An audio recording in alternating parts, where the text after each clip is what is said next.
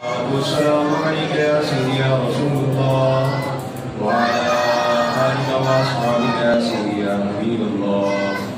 الصلاة والسلام عليك يا سيدي يا رحمة للعالمين وعلى آلك وأصحابك يا خاتم النبيين. مولاي صل وسلم دائما أبدا على حبيبك خير الخلق كلهم یا صاحب الجمال و یا سید البشر من وجهك المنیر لقد نذر القمر لا يمكن الثناء كما كان حقه بعد الهدى وذكره اس مختصر. بندہ پروردگار امت احمد نبی، بندہ پروردگار امت احمد نبی، دوست دار چار یارم تابع اولاد علی، مذہب حنفیہ دارم ملت حضرت خلیل، خاک پائے غوث اعظم زیر سایہ ہر ولی. بعد حمد و ثنا خالق کونین جل جلالہ و درود و سلام بارگاہ مالک کونین تاجدار انبیاء احمد مجتبیٰ جناب محمد مصطفیٰ صلی اللہ علیہ وآلہ وآصحابہ وسلم. موضوع محتشم سامعین وقار، اللہ تبارک و تعالیٰ کا بے پناہ شکر ہے کہ خالق کائنات نے ہم سب کو اپنے گھر کے اندر بیٹھنے کا موقع عطا فرمایا ہے. اور آج ایک طویل مدت کے بعد آپ کی اس جامع مسجد کے اندر حاضری کا شرف حاصل ہو رہا ہے. برادر مکرم فخر اہل سنت،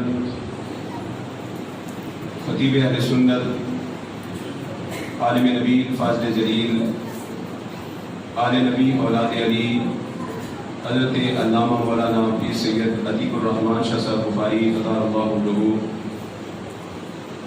آپ کے حکم پر آج جس عنوان پر میں گفتگو کرنے کی سعادت حاصل کر رہا ہوں وہ حضرت سیدنا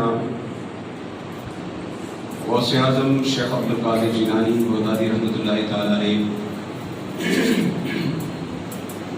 آپ کے اوصاف و کمالات، آپ کی عبادات، تقوی و طہارت اور آپ کے علم کا مقام ہے.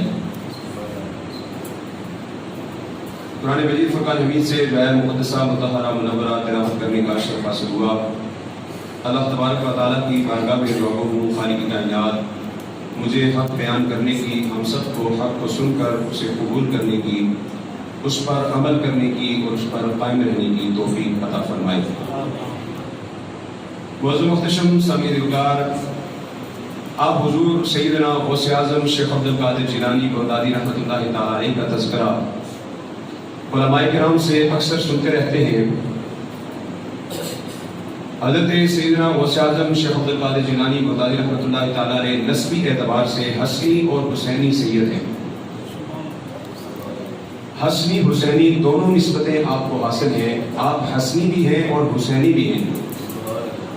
اور حضور سیدنا غوث اعظم شیخ عبدالقادر جیلانی بغدادی رحمۃ اللہ تعالیٰ علیہ کے والدین کتنے متقی اور پرہیزگار تھے،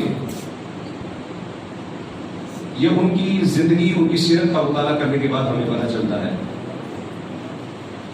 جب اولاد کسی کی نیک بنتی ہے نا تو اس اولاد کے نیک ہونے کا پہلا سبب اس کے والدین ہوتے ہیں. اگر والدین نیک ہوں تو اولاد بھی نیک بنتی ہے. اگر والدین کی عادات بری ہوں، والدین کی سنگت بری ہو، والدین کے اندر کوئی ایسی بری عادات پائی جاتی ہوں تو وہی عادات بچوں کے اندر منتقل ہوتی ہیں اور ان کا اثر یہ ہوتا ہے کہ وہ بچے اپنے والدین کے نافرمان بن جاتے ہیں. آپ نے حضور غوث اعظم شیخ عبدالقادر جیلانی بغدادی رحمۃ اللہ تعالیٰ علیہ کا وہ سفر کا قصہ تو یقیناً سنا ہوگا علماء سے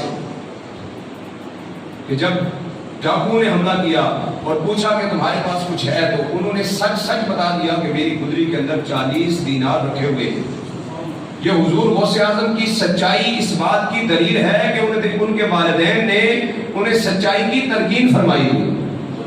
جب والدین سچائی کی تلقین کرتے ہیں تو پھر اولاد اسی راستے پر چلا کرتی ہے. جب والدین متقی ہوں تو تب اولاد بھی متقی بنا کرتی ہے۔ حضرت سیدنا غوث اعظم شیخ عبد القادر جیلانی بغدادی رحمۃ اللہ تعالیٰ علیہ کے والد محترم حضرت ابو صالح موسیٰ جگی دوست، آپ سفر کرتے ہوئے دریا کے کنارے جا رہے ہیں، روزہ رکھا ہوا ہے، روزے کی حالت میں اچانک دریا کے کنارے سے ایک سیب جو ہے وہ دریا میں بہتا ہوا آپ کو نظر آیا۔ آپ نے اٹھا کر اس کو کھا لیا۔ ایک سیب اٹھا کر کھایا، ابھی چند لقمے ہی کھائے تھے کہ ذہن کے اندر فوراً خیال آیا پتہ نہیں یہ کس شخص کا سیب ہے، میں نے کھا لیا ہے بغیر اجازت کے، میں نے اجازت لی نہیں، تو اب اگر اس نے مجھے معاف نہ کیا تو قیامت والے دن میرا کیا بنے گا؟ آج ہمیں راستے کے اندر کوئی چیز گری ہوئی مل جائے، ہم کہتے ہیں گری چیز خدا دی، نہ ٹیلے دی نہ پا دی۔ کوئی کہتا ہے کہ جو مل گئی بس اللہ کے نام کی، جو ہمیں مل گئی وہ ہماری ہی ہے۔ وہ کہیں سے حالانکہ شریف مسائل جو ہیں وہ علماء سے سیکھیں کہ گری ہوئی چیز ملنے کے نقطہ کے مسائل کیا ہے، پر میرا وہ موضوع نہیں ہے۔ ایک سیب ملا، آپ نے لقمہ اٹھا کر کھا لیا، لیکن فوراً ذہن کے اندر خیال پیدا ہوا ہے مالک سے تو میں نے اجازت لی نہیں ہے۔ یہ خیال ذہن میں آتے ہی آپ اس دریا کے کنارے پر چلنا شروع ہو گئے۔ چلتے چلتے آپ ایک نہایت خوبصورت باغ کے کنارے پر پہنچے جس میں سیب کے درخت اس دریا کے اندر لٹک رہے تھے۔ آپ کو یقین ہو گیا کہ یقیناً یہیں سے سیب جو ہے وہ گر کر بہہ کر دریا کے ساتھ گیا ہوگا۔ آپ فوراً اس باغ کے اندر چلے گئے۔ اس باغ کے مالک حضرت عبداللہ سومعی رحمۃ اللہ تعالیٰ علیہ، وہ بھی ولی کامل، اللہ تبارک و تعالیٰ کے ولی اور نگاہ دوربین رکھنے والے، آپ ان کی بارگاہ میں پہنچے اور پوچھا کہ حضور میں ایک سیب آپ کا بہتا ہوا جا رہا تھا، اس کو اٹھا کر میں نے کھا لیا ہے، تو میں آپ سے معافی مانگنے کے لیے آیا ہوں کہ بغیر اجازت کے میں نے ایک سیب اٹھا کر کھا لیا ہے۔ اللہ اکبر۔ حضرت عبداللہ سومعی رحمۃ اللہ تعالیٰ نے اپنی نگاہ بصارت سے دیکھ رہے تھے، یہاں سے تو روزانہ کئی سو سینکڑوں ہزاروں جو سیب جو ہے وہ بہہ کے جاتے ہیں، کبھی کوئی سیب کی معافی مانگنے کے لیے یہاں تک نہیں آیا، لگتا ہے کہ کوئی صحیح اللہ کا متقی بندہ ہے، لگتا ہے یہ واقعی متقی بندہ ہے۔ پھر ذہن کے اندر خیال ہوا کہ ذرا امتحان تو لوں، ویسے تو نہیں آ گیا کہیں پہ، کہیں ویسے تو نہیں آ گیا، امتحان تو لوں، واقعی متقی ہے۔ فرمایا میں معاف نہیں کروں گا سیب۔ حضور غوث اعظم نے فرمایا کہ میں معافی چاہتا ہوں، آپ کوئی سزا دے دیں، جو آپ چاہتے ہیں ویسا کر لیں۔ انہوں نے فرمایا کہ ایسا کرو تم میرے باغ کی 10 سال تک خدمت کرو، 10 سال میرے باغ کی خدمت کرو گے تب تمہیں میں یہ ایک سیب معاف کروں گا۔ 10 سال خدمت کرو، ایک سیب کی کتنی قیمت ہوتی ہے؟ آج کل مختصر سی قیمت میں 80 روپے کے، 120 کے، 150 کے مختلف قسم کے سیب جو ہے وہ مل جاتے ہیں کلو کے حساب سے۔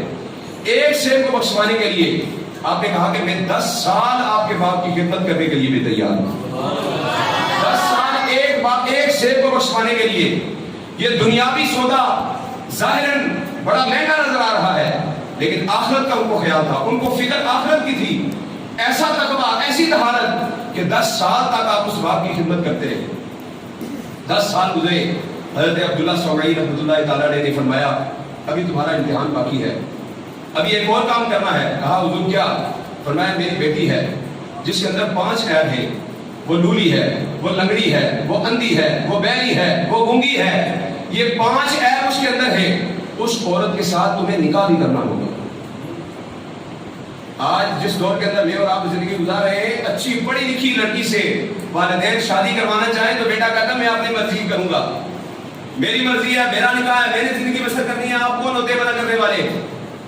لیکن حضور سیدنا غوث اعظم شیخ عبد القادر جیلانی بغدادی رحمۃ اللہ تعالیٰ علیہ کے والد محترم حضرت ابو صالح موسیٰ جنگی دوست رحمۃ اللہ تعالیٰ علیہ، آپ ایک سیب کو بخشوانے کے لیے آپ اس لولی لنگڑی لڑکی سے شادی کرنے کے لیے بھی تیار ہو جاتے ہیں۔ ایک سیب کو بخشوانے کے لیے نکاح ہو گیا، اور آپ نے حضرت عبداللہ سومعی رحمۃ اللہ تعالیٰ علیہ نے رات کو بیوی کے کمرے کے اندر بھیجا۔ آپ نے اندر داخل ہوتے ہی کہا السلام علیکم ورحمۃ اللہ وبرکاتہ۔ آگے سے جواب آیا وعلیکم السلام ورحمۃ اللہ وبرکاتہ۔ فوراً الٹے قدموں بھاگتے ہوئے واپس کمرے سے باہر آ گئے۔ حضرت عبداللہ سومعی رحمۃ اللہ تعالیٰ نے آپ کے سسر پوچھنے لگے کیوں واپس باہر آ گئے ہو؟ کہا آپ نے تو کہا تھا لڑکی گونگی ہے، لیکن میں نے سلام کیا ہے، آگے سے جواب بھی آیا ہے۔ فرمایا میں نے تمہیں کہا تھا واقعہ ہی کہ لڑکی گونگی ہے، لیکن اس معنی میں گونگی نہیں جس معنی میں تم سمجھے ہو۔ میری بیٹی گونگی بھی ہے، میری بیٹی بہری بھی ہے، میری بیٹی اندھی بھی ہے، لولی بھی ہے، لنگڑی بھی ہے، لیکن اس معنی میں نہیں جس معنی میں دنیا سمجھتی ہے۔ میری بیٹی اندھی اس لیے ہے کہ اس نے کبھی غیر محرم کو دیکھا ہی نہیں ہے۔ میری بیٹی بہری اس لیے ہے کہ اس نے کسی غیر محرم کی غیر شرعی آواز کو سنا نہیں ہے۔ اور میری بیٹی گونگی اس لیے ہے کہ اس نے اللہ رسول کے نام کے علاوہ کوئی زبان پر نام لایا ہی نہیں ہے۔ اور اتنی حور پری اور اتنی نیک اور متقی اور پارسا عورت، آپ نے کہا لولی لنگڑی ہے، کہا تو جو ایک سیب بخشوانے کے لیے چلا آیا ہے، اتنا متقی ہے کہ ایک سیب بخشوانے کے لیے تو چلا آیا ہے اتنے دور سے، اور 10 سال میرے باپ کی خدمت کر رہا ہے، تو اتنا متقی ہے تو رب نے تیرے لیے بھی کسی متقیہ کو ہی منتخب کیا ہو۔ تیرے لیے انتخاب ہی رب نے، کیونکہ رب کا فیصلہ ہے کہ پاک مردوں کے لیے پاک عورتیں ہوتی ہیں اور پاک عورتوں کے لیے پاک مرد رب کائنات نے منتخب کیے ہوتے ہیں۔ جیسی مرد کی سیرت ہوتی ہے ویسے ہی اللہ تبارک و تعالیٰ اس کو سچ ادا کرتا ہے۔ جب اتنی پارسا اور متقیہ ماں ہو کہ جس نے زندگی میں کبھی کوئی بھی غیر شرعی کام نہ کیا ہو، اور اتنا متقی باپ ہو کہ جس نے ایک لقمہ بھی حرام کا نہ کھایا ہو، جب ایسے ماں باپ ملتے ہیں تو پھر عبد القادر جیسا بیٹا پیدا ہوا کرتا ہے۔ پھر اللہ تبارک و تعالیٰ ایسا بیٹا پیدا کرتا ہے جو پیدائشی ولی ہوتا ہے۔ یکم رمضان کو ولادت ہوتی ہے اور روزے کی حالت میں ولادت ہوتی ہے، اور پیدا ہوتے ہی ولایت کا دنیا کو پتہ چل جاتا ہے۔ حضور غوث اعظم سے بھی کسی نے پوچھا، حضور بتائیے آپ کو ولایت کا کب پتہ چلا کہ آپ اللہ کے ولی ہیں؟ تو حضور غوث اعظم فرمانے لگے میں ابھی بچہ ہی تھا تو مجھے پتہ چل گیا تھا میں اللہ کا ولی ہوں۔ ہاں حضور آپ کو کیسے پتہ چلا؟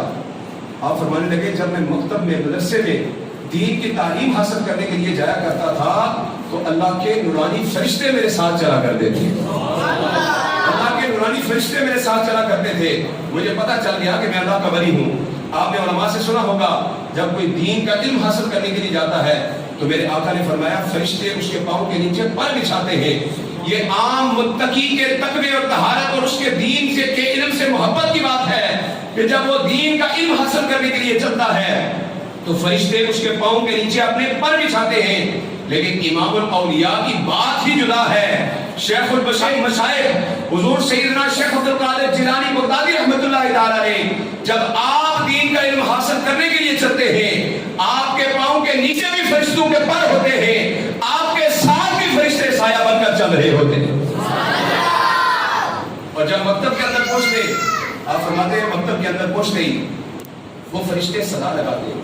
فرشتوں کو صرف میں دیکھ سکتا تھا، مکتب کے اندر میرے ساتھی مدرسے کے اندر پڑھنے والے نہیں دیکھ سکتے تھے، لیکن جو فرشتے وہ صدا لگاتے تھے اس کو سارے سنا کرتے تھے۔ فرشتے کیا صدا لگاتے تھے؟ فرشتے صدا لگا کے کہتے تھے کہ اے مومنو، اللہ کا ولی تمہارے درمیان آنے والا ہے، اس کے لیے راستوں کو کشادہ کر دو، راستے کو کشادہ کر دو، اللہ کا ولی آنے والا ہے۔ حضور غوث اعظم کے لیے راستوں کو کشادہ کیا جاتا ہے۔ آپ فرماتے ہیں میں نے دین کا علم حاصل کیا، پہلے دین کا علم حاصل کیا۔ یاد رکھیے کوئی بھی جاہل ولی نہیں ہوتا، کوئی بھی جاہل کبھی اللہ کا ولی نہیں ہو سکتا۔ جس کو شریعت کے علوم کا پتہ نہ ہو، ضروریات دین کا پتہ نہ ہو، وہ کبھی بھی اللہ کا ولی نہیں ہوتا۔ جس کو نماز کے فرائض نہ آتے ہوں، نماز کے واجبات نہ آتے ہوں، نماز کی شرائط نہ آتی ہوں، وہ کبھی بھی اللہ کا ولی نہیں ہو سکتا۔ جس کو یہ نہیں پتا کہ ہاتھ کے اندر ایک انگوٹھی پہننی شریعت میں جائز ہے، اس سے زیادہ جائز نہیں، وہ اللہ کا ولی نہیں ہو سکتا۔ جس کو یہ نہیں پتا بھائی لباس سنت کے مطابق پہننے کا طریقہ کیا ہے، وہ اللہ کا ولی نہیں ہو سکتا۔ جس کو یہ نہیں پتا کہ میرے آقا نے کہاں تک زلفیں رکھی ہیں، کہاں تک زلفیں رکھنا جائز ہے، وہ اللہ کا ولی نہیں ہو سکتا۔ اور جو نماز کا پابند نہیں ہے وہ بھی اللہ کا ولی نہیں ہو سکتا۔ اللہ کا ولی وہی ہوتا ہے جو متقی اور پرہیزگار ہوتا ہے۔ حضور سیدنا غوث اعظم شیخ عبد القادر جیلانی بغدادی رحمۃ اللہ تعالی نے پہلے دین کا علم حاصل کیا اور پھر فرماتے ہیں کہ میں اللہ تبارک و تعالیٰ کی عبادت کے اندر مشغول ہو گیا۔ جنگلوں اور بیابانوں کے اندر میں اللہ کی عبادت کے لیے تنہائی میں چلا جاتا تھا اور کئی دنوں تک میں اللہ تبارک و تعالیٰ کی عبادت کرتا رہتا تھا۔ آج ہم سے تو 5 منٹ نکال کر مسجد کے اندر نماز پڑھنے کے لیے نہیں آیا جاتا۔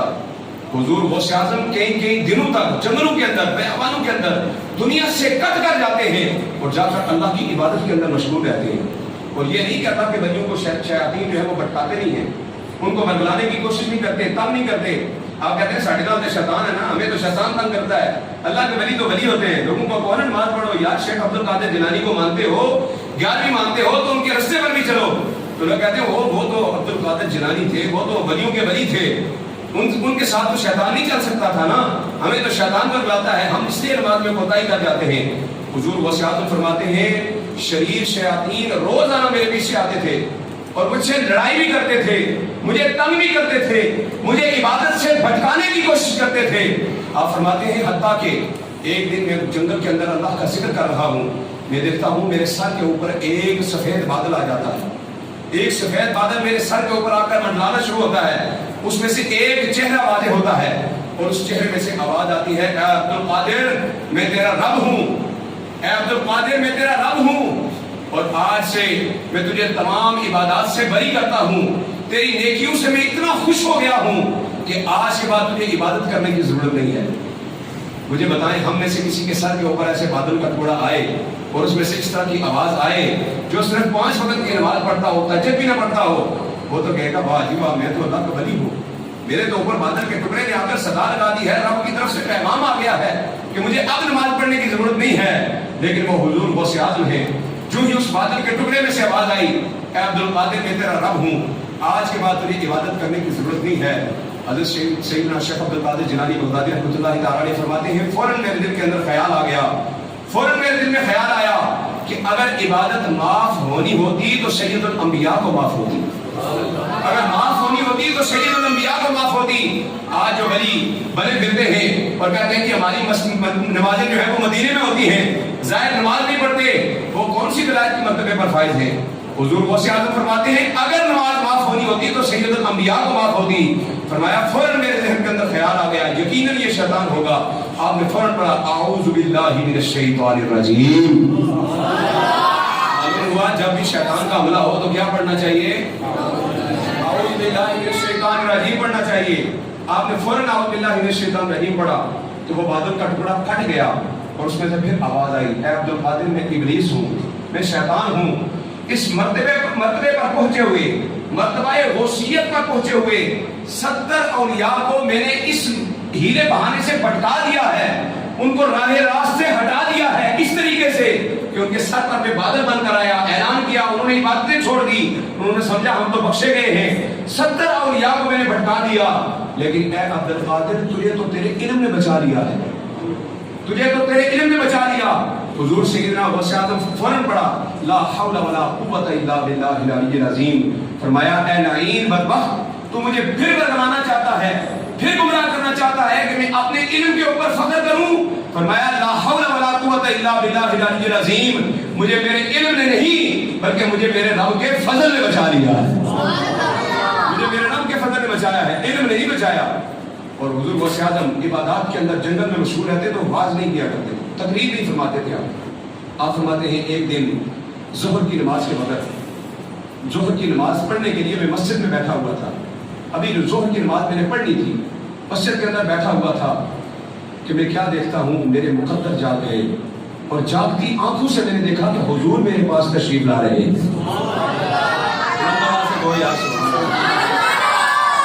حضور تشریف لا رہے ہیں, اللہ ہمیں بھی حضور کی زیارت نصیب کرے. فرمایا میری جاگتی آنکھوں سے میں نے دیکھا میرے سامنے حضور تشریف لا رہے ہیں. خواب کے اندر بہت سارے اولیاء کرام نے حضور کی زیارت کی ہے اور حضور نے فرمایا من رآنی فی المنام فقد رآنی فی الحق, جس نے مجھے خواب کے اندر دیکھا گویا اس نے مجھے حقیقت میں دیکھا. لیکن کچھ اللہ کے خوش نصیب ولی ہیں جنہوں نے جاگتی آنکھوں سے حضور کا دیدار کیا ہے. اعلیٰ حضرت عظیم المرتبت امام عشق و محبت الشاہ امام احمد رضا حافظ بریلوی رحمۃ اللہ تعالی علیہ, آپ بھی روضہ رسول پر دوسری مرتبہ جب حاضر ہوتے ہیں تو حاضر ہو کر روضہ رسول کے سامنے بیٹھ کر آپ ساری رات درود پڑھتے رہتے ہیں. اور درود کیوں پڑھتے ہیں؟ ہمارے بزرگوں نے اولیاء نے لکھا ہے کہ جو اپنے دل کے اندر حضور کے دیدار کی طلب رکھتا ہو, جو چاہتا ہو کہ اسے حضور کا دیدار ہو جائے, وہ کثرت سے درود پاک پڑھے, سوتے جاگتے درود پاک پڑھے, رات کو سوتے ہوئے بھی درود پاک پڑھتا پڑھتا سو جائے, انشاءاللہ اسے رسول کائنات کا دیدار نصیب ہو جائے گا. اعلیٰ حضرت فاضل بریلوی رحمۃ اللہ تعالیٰ نے روضہ رسول کے سامنے بیٹھ گئے اور درود پاک پڑھنا شروع کر دیا اس امید کے ساتھ کہ آج آقا کرم کریں گے اور مجھے دیدار نصیب ہو جائے گا. ساری رات آپ درود پڑھتے رہے, ساری رات درود پڑھتے رہے, ساری رات درود پڑھتے ہوئے گزر گئی. صبح ہو گئی مگر حضور نے کرم نہ فرمایا. گویا عاشق کو تڑپایا جا رہا ہے, عشق کا امتحان لیا جا رہا ہے. اگلے دن فاضل بریلوی رحمۃ اللہ تعالیٰ علیہ وجر میں آ گئے اور عشق میں ڈوب کر آپ نے آقا عالم صلی اللہ علیہ وسلم کی نعت لکھ دی. آپ نے پڑھا وہ سوئے لالا زار پھرتے ہیں تیرے دن اے بہار پھرتے ہیں, وہ سوئے لالا زار پھرتے ہیں تیرے دن اے بہار پھرتے ہیں, لاکھوں قدسی ہے کام خدمت پر لاکھوں گردے مزار پھرتے ہیں, اور اس گلی کا گداؤں میں جس میں مانگتے تاجدار پھرتے ہیں. اس گلی کا گداؤں میں جس میں مانگتے تاجدار پھرتے ہیں, اور عشق میں ڈوب گئے. اور آخری مقطع کے اندر تو آپ نے عشق کی انتہا کر دی. آپ فرمانے لگے کوئی کیوں پوچھے تیری بات رضا, ایک رات پوری عشق مصطفیٰ میں درود پڑھتے ہوئے گزاری تھی. کہنے لگے کوئی کیوں پوچھے تیری بات رضا, تجھ سے کتے ہزار پھرتے ہیں. اللہ اکبر. آپ نے آپ کو عشق میں کتا کہہ دیا. جب اتنی عاجزی اور انکساری کا اظہار کیا تو اعلیٰ حضرت فاضل بریلوی رحمۃ اللہ تعالیٰ علیہ کے مقدر جاگ اٹھے, خوشیوں کے کھیت لہلہانے لگے. اعلیٰ حضرت کے عشق کی معراج ہو گئی اور میرے آقا نے اعلیٰ حضرت کو جاگتے ہوئے اپنا دیدار عطا فرما دیا. اعلیٰ حضرت فاضل بریلوی رحمۃ اللہ تعالیٰ علیہ آقا عالم صلی اللہ علیہ وسلم کے مدعا کے مکھڑے کو دیکھ کر کہتے ہیں کہ پیش نظر وہ نوبہار سجدے کو دل ہے بے قرار. پیش نظر وہ نوبہار سجدے کو دل ہے بے قرار. اعلیٰ حضرت فرماتے ہیں حضور کا چہرہ دیکھ کر دل کرتا ہے کہ میں حضور کی بارگاہ میں سجدہ کر دوں, لیکن اللہ تبارک و تعالیٰ کی وحدانیت نے مجھے سجدے سے روک دیا کہ پیش نظر وہ نوبہار سجدے کو دل ہے بے قرار. روکیے سر کو روکیے, ہاں یہی امتحان ہے. یہی تو امتحان ہے کہ حضور سامنے آگے ہیں, دل چاہتا ہے کہ حضور کی بارگاہ میں سجدہ کر دیا جائے, عشق تو چاہتا ہے حضور کی بارگاہ میں سجدہ کر دیا جائے, لیکن سجدہ صرف اللہ کی بارگاہ میں ہو سکتا ہے. تو میرے آقا نے اعلیٰ حضرت فاضل بریلوی رحمۃ اللہ تعالیٰ علیہ کو اس طرح جاگتے ہوئے اپنا دیدار عطا فرمایا. فرماتے ہیں میں بھی زور کی نماز کے لیے بیٹھا ہوا تھا, نماز کے انتظار میں بیٹھا, درود پڑھ رہا تھا. درود پڑھتے پڑھتے میں نے دیکھا جاگتی آنکھوں سے میرے سامنے سے میرے آقا تشریف لا رہے ہیں. حضور تشریف لائے اور حضور نے پوچھا بیٹے عبد القادر کیا وجہ ہے, تم باز کیوں نہیں کرتے, تم تقریر کیوں نہیں کرتے, لوگوں کو بات و نصیحت کیوں نہیں کرتے. حضور غوث اعظم فرماتے ہیں میرے عرض کی یا رسول اللہ میں اجمی ہوں, میں ہچکچاتا ہوں, ان کے سامنے باز کرنے سے میرے دل کے اندر ہچکچاہٹ ہے. آقا عالم صلی اللہ علیہ وسلم نے فرمایا اے عبد القادر اپنے منہ کو کھولو, اپنے منہ کو کھولو. اور پھر غوث اعظم فرماتے ہیں حضور نے 7 مرتبہ اپنا مبارک لعاب دہن میرے منہ کے اندر داخل فرما دیا. اور لعاب دہن جس کو لینے کے لیے مس کرنے کے لیے صحابہ آپس میں جھگڑا کرتے تھے, جس کو چھونے کے لیے صحابہ تڑپا کرتے تھے, وہ لعاب دہن جس کا ایک قطرہ کسی کھاری کنویں کے اندر ڈال دیا جائے تو وہ سارے کا سارا کنواں ہی میٹھا ہو جایا کرتا تھا. وہ لعاب دہن میرے آقا نے حضرت غوث اعظم کے منہ میں 7 مرتبہ داخل فرمایا. حضور غوث اعظم فرماتے ہیں میں نے ظہر کی نماز ادا کی ہے, میرے دل سے وہ ہچکچاہٹ دور ہو چکی تھی. آپ فرماتے ہیں ظہر کی نماز پڑھ کے میں بیٹھا تھا, ابھی پھر میں نے جاگتی آنکھوں سے دیکھا کہ تاجدار ولایت, شہنشاہ ولایت, مولا مرتضیٰ, مشکل کشا, شیر خدا حضرت سیدنا علی المرتضیٰ میرے سامنے تشریف لا رہے ہیں. حضرت علی المرتضیٰ تشریف لائے تو انہوں نے بھی مجھ سے یہی بات پوچھی اے عبد القادر تم باز کیوں نہیں کرتے, لوگوں کو بات و نصیحت کیوں نہیں کرتے. میں نے یہی عرض کی حضور میں اجمی ہوں. تو حضرت علی المرتضیٰ نے فرمایا اپنے منہ کو کھولو. فرماتے ہیں میں نے اپنا منہ کھولا تو حضرت علی المرتضیٰ نے 6 مرتبہ اپنا لعاب دہن مجھے عطا فرما دیا. آپ فرماتے ہیں میں نے پوچھا حضور آقا عالم صلی اللہ علیہ وسلم نے 7 مرتبہ عطا فرمایا ہے, آپ نے 6 مرتبہ کیوں عطا فرمایا. تو حضرت سیدنا علی المرتضیٰ مسکرا کے فرمانے لگے حضور سے آگے کوئی نہ بڑھ سکتا, حضور سے آگے تو نہیں بڑھ سکتا. ادب کی وجہ سے میں نے 1 مرتبہ کم ڈالا ہے. وہ مدینہ العلم ہے, یہ باب مدینہ العلم ہے. اب مدینۃ العلم اور باب مدینۃ العلم سے فیض حاصل کرنے کے بعد جب حضور غوث اعظم نے تقریر کا سلسلہ شروع کیا، وعظ و نصیحت کا سلسلہ شروع کیا، آہستہ آہستہ آپ کا مجمع بڑھنا شروع ہو گیا۔ مجمع بڑھتے بڑھتے اتنا بڑھ گیا کہ بغداد کی جامع مسجد کے اندر جگہ کم پڑ گئی، بغداد کی جامع مسجد کو مزید وسیع کرنا پڑا، پھر بھی مسجد میں جگہ کم پڑ گئی، حتیٰ کہ بعض کے اندر آپ کے لوگوں کی آمد اتنی بڑی، علماء نے لکھا ہے کہ 70 ہزار حضور غوث اعظم کا واعظ سننے کے لیے افراد آیا کرتے تھے۔ 70 ہزار لوگ اس دور کے اندر بھی مشکل سے کسی محفل کے اندر جمع ہوتے ہیں، شاید کسی ریلی کے اندر یا کراچی ریلی کے اندر یا اسلام آباد دھرنے کے اندر کبھی جمع ہوئے ہوں، ورنہ عام محفلوں کے اندر اتنے افراد نہیں آتے۔ حضور غوث اعظم کا زمانہ وہ زمانہ ہے جس زمانے میں یہ لاؤڈ سپیکر نہیں ہے، یہ ساؤنڈ سسٹم کا زمانہ نہیں ہے، یہ موبائل کیمرے کا دور نہیں ہے، کوئی بھی جدید ٹیکنالوجی نہیں ہے، اور حضور غوث اعظم آہستہ آواز میں، دھیمی آواز میں گفتگو کرتے ہیں۔ اب بغیر لاؤڈ سپیکر کے آواز کہاں تک جاتی ہے؟ علماء نے لکھا ہے حضور غوث اعظم کی یہ کرامت تھی کہ آپ کی آواز جس طرح آپ کے سامنے بیٹھا ہوا سنتا تھا، 70 ہزار کے مجمع میں آخر والا بھی اسی طرح آپ کی آواز کو سنا کرتا تھا۔ ایک بزرگ ہیں حضرت عبدالحی رحمۃ اللہ تعالیٰ علیہ، یہ عملیات کے ماہر تھے۔ عملیات جانتے ہیں نا، یہ جو تعویذ وغیرہ کرتے ہیں، عملیات والوں کے پاس یہ خاصیت ہوتی ہے کہ جو عملیات والے ہوتے ہیں ان کے پاس ایسے اوراد و وظائف ہوتے ہیں کہ جن کی وجہ سے شیاطین ان کے قابو میں آ جاتے ہیں، جنات ان کے قابو میں آ جاتے ہیں، اور ان جنات سے یہ جو کام لینا چاہے لے لیتے ہیں، قابو کر لیتے ہیں، اپنا تابع بنا لیتے ہیں۔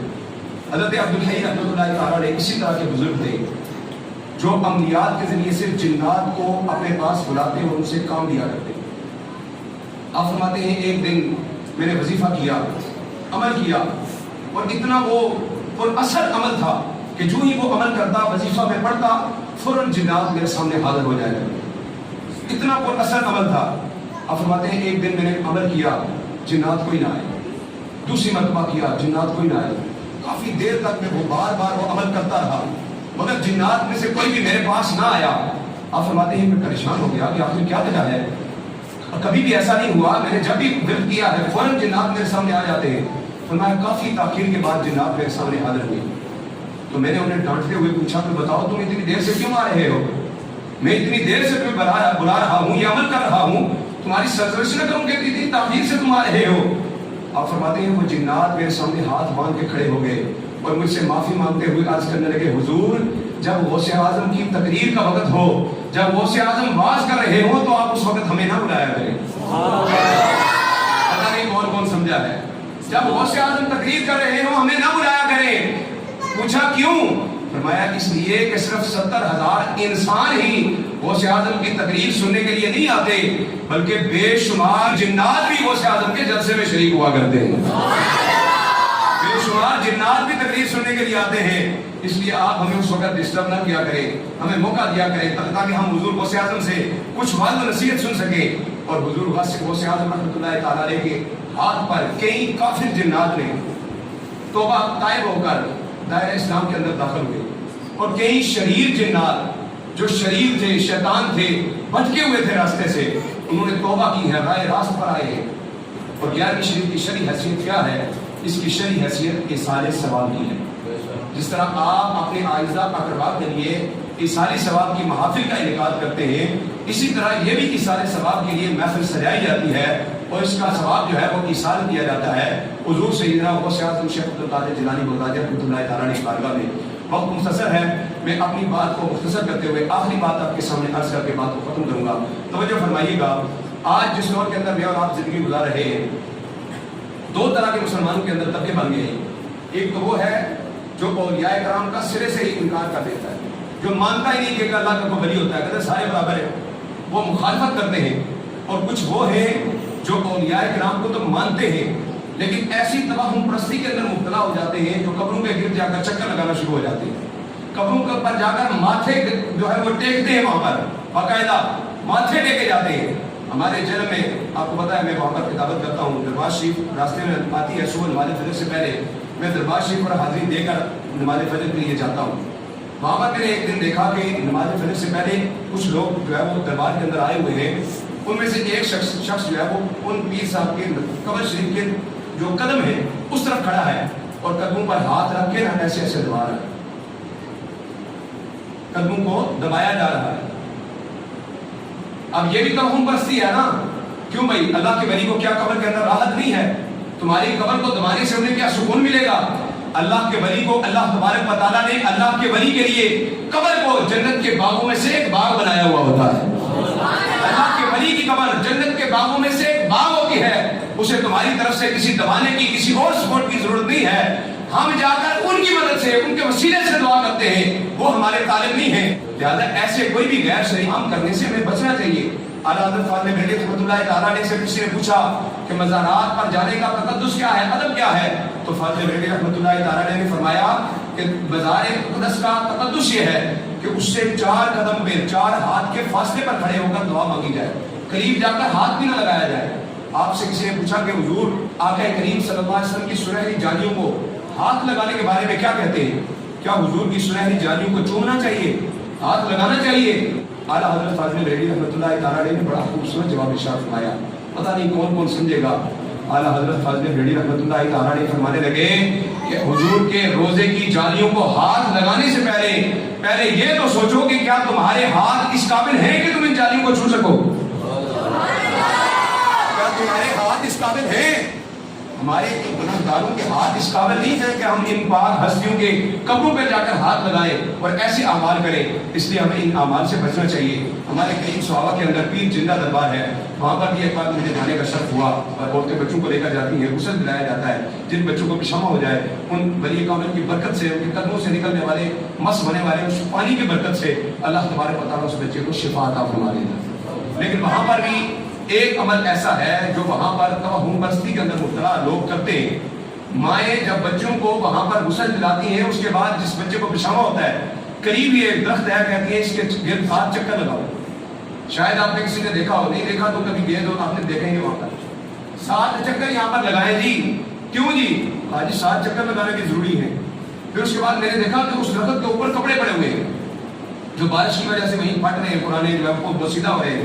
پوچھا یہ کیا وجہ ہے؟ کہتے ہیں جی 3 مرتبہ یہاں پر غسل دلانا پڑتا ہے اور تیسری مرتبہ جو لباس پہنا ہوا ہے بچے نے وہ اتروا کے اس درخت کے اوپر پھینکنا پڑتا ہے۔ اب یہ دیکھیں یہ توہم پرستی کہاں سے آ گئی نہیں۔ اعلیٰ حضرت فاضل بریلوی رحمۃ اللہ تعالیٰ سے پوچھا کہ کسی مزار کے طواف کرنے کے بارے میں کیا حکم ہے؟ تو فاضل بریلوی رحمۃ اللہ تعالیٰ نے فرمایا کہ تعظیم کی غرض سے صرف کعبۃ اللہ یہ تعظیم رکھتا ہے کہ اس کے گرد چکر لگایا جائے، ورنہ بڑے سے بڑا ولی کامل حتیٰ کہ حضور کا روزہ بھی یہ اہمیت نہیں رکھتا کہ اس کے گرد جو ہے وہ چکر لگائے جائے۔ لہٰذا یہ شدید توہم پرستی کے اندر اور شدید برے عمل کے اندر ہماری خواتین جو ہے وہ مبتلا ہیں۔ کسی بھی درخت یا مزار کے گرد چکر لگانا بالکل جائز نہیں ہے، اور جو کپڑے اس کے اوپر ڈالے جاتے ہیں اس سے بہتر ہے کہ آپ نیا لباس خرید کر کسی غریب کو دے دیں، وہ غریب پہنے گا تو آپ کو آٹومیٹکلی ثواب ملے گا۔ یہ کون سی توہم پرستی کے اندر عوام مبتلا ہو گئی ہے؟ اس لیے ان تمام چیزوں سے بچیں۔ اللہ تبارک و تعالیٰ کے اولیاء کو ہم دل و جان سے مانتے ہیں، ان کی تعظیم کرتے ہیں، ان کی 11ویں مناتے ہیں، ان کے وسیلے سے دعائیں مانگتے ہیں، لیکن محبت کے اندر اس قدر آگے بڑھ جانا کہ شریعت کے خلاف عمل کرنا یہ بالکل درست نہیں ہے۔ اللہ تبارک و تعالیٰ اولیاء کرام کی سیرت کو سمجھنے کی اور اس پر عمل کرنے کی توفیق عطا فرمائے۔